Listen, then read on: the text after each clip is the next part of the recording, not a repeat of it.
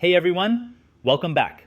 This is part 2 of my review on the Trinova Tire Shine Spray, where I'll be focusing on how it holds up over time, specifically over a 2-week period.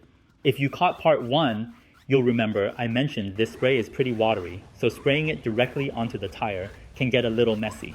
I used an applicator pad, which helped apply it evenly without much waste or drip. Here's how the tire looked 30 minutes after application. Really solid results. It dried down to a nice medium shine with a clear contrast from the control section that had no product at all.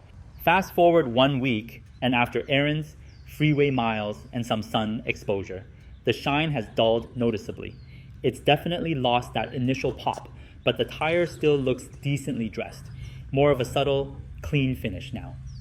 By week 2, it's safe to say the tire's ready for a wash.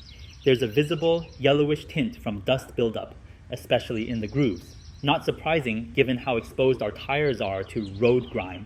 Now, Trinova doesn't claim that this shine can survive washes, but I wanted to test it anyway.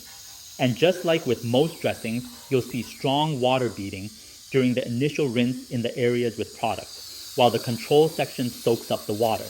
Even after scrubbing with tire cleaner, there's still some water resistance where the Trinova was applied. That tells me there's still some protection lingering in the rubber, even if the surface shine is gone. Once dry though, that glossy look is completely gone. Visually, it's back to looking like an undressed tire.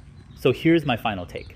Trinova's Tire Shine Spray applies clean with a pad and delivers a modest, medium-level shine. But that look fades to a light sheen within a week. If you're going for the new tire look rather than an ultra-glossy finish, this might be perfect for you. For more shine and longer lasting results, consider layering the product. Hit like if you enjoyed the video, and don't forget to subscribe for more real-world tire shine tests. See you in the next one.